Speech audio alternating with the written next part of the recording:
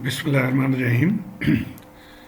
इस मुख्तसर वीडियो में मैं आपको स्विचेस के बारे में बताऊंगा जो कि सर्किट एनालिसिस में इस्तेमाल होते हैं। तो आइए पहले हम कॉन्सेप्ट ऑफ टाइम को समझते हैं। ये टाइम एक्सिस है और यहाँ पे एक पॉइंट जिसको हम लिख रहे हैं t इज इक्वल टू 0। तो ये मौजूदा पॉइंट है, हाल पॉइंट है जहाँ पे हम अभी खड़े हैं, और इससे पहले यानी लेफ्ट साइड पे जो है वो पास्ट है या माजी है, यानी इसको हम लिखेंगे t लेस देन 0। इसी तरह t0 के राइट साइड पे जो पॉइंट है वो फ्यूचर पॉइंट है, मुस्तकबिल है, तो इसको हम लिखेंगे t ग्रेटर देन 0।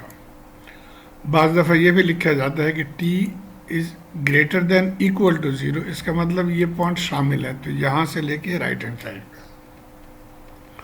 तब इस कॉन्सेप्ट के साथ हम स्विचेस को समझते हैं। पहला एग्जांपल देखिए, यहाँ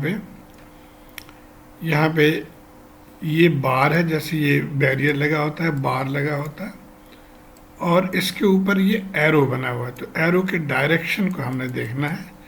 अभी एरो के डायरेक्शन ये है कि t इज इक्वल टू 0 पे आप इधर लेफ्ट की तरफ इसको मूव कर रहे हैं, यानी इस गेट को खोल रहे हैं, इस गेट को आप मूव कर रहे हैं t ग्रेटर देन 0 पे या t इज इक्वल टू 0 पे।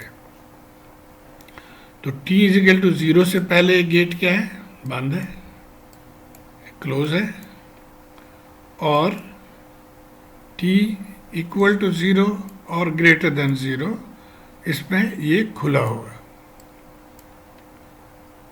तो अब इसको सेकंड में कैसे रिप्रेजेंट करेंगे ये देखते हैं। ये देखिए, जब ये बार बंद है यानी ये बंद है यहाँ पे, तो इस तरह से हम इसको रिप्रेजेंट करेंगे। और ये कब है?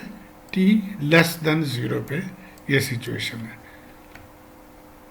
इसी तरह जब t ग्रेटर देन पे ये क्या होगा कि ये खुल चुका होगा, तो इसको हम इस तरह से रिप्रेजेंट करेंगे कि अब यहाँ पे गैप आ गया, ये ओपन हो गया।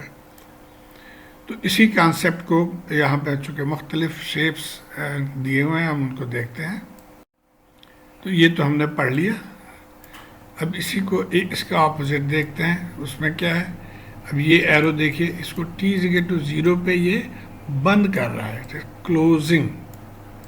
तो इसका मतलब है कि t लेस देन 0 पे ये ओपन होगा, गैप यहाँ पे होगा, और t greater than equal to 0 पे ये क्लोज होगा।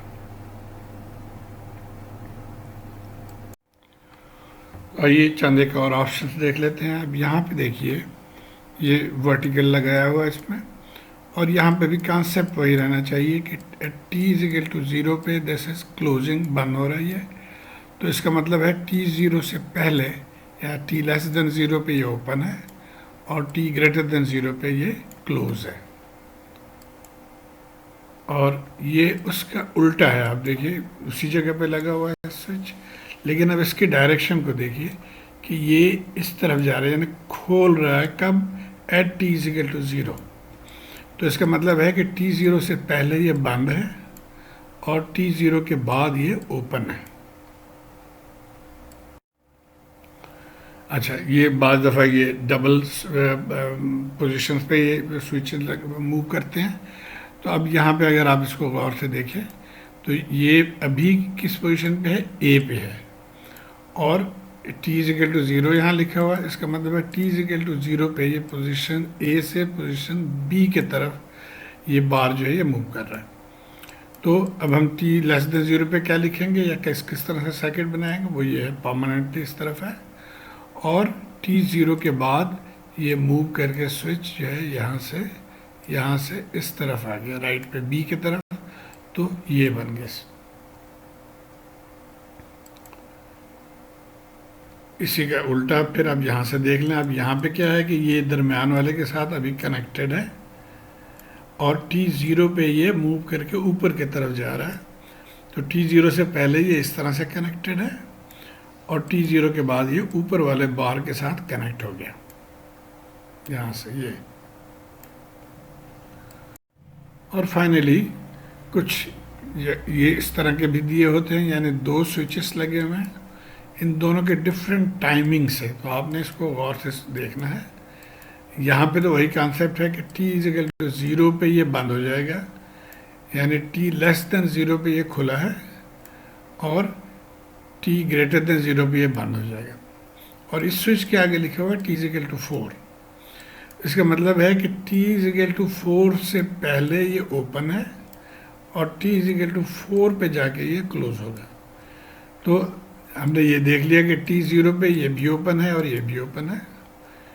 t greater than equal to 0 पे ये बंद हो गया, लेकिन ये खुला है। और एक्चुअली यहाँ पे होना चाहिए कि t greater then 0 but less than 4, क्योंकि लेस देन 4 पे जाके अब यहाँ पे सिचुएशन चेंज होगा कि t ग्रेटर देन 4 पे ये भी बंद हो जाएगा। तो अब t ग्रेटर देन 4 पे ये तो पहले ही बंद है और ये भी बंद हो जाएगा। तो ये कॉन्सेप्ट आपको समझना है। तो उम्मीद है कि आप अगले जो सवाल हैं इसको ध्यान में रखते हुए सॉल्व कर सकेंगे आसानी से। शुक्रिया।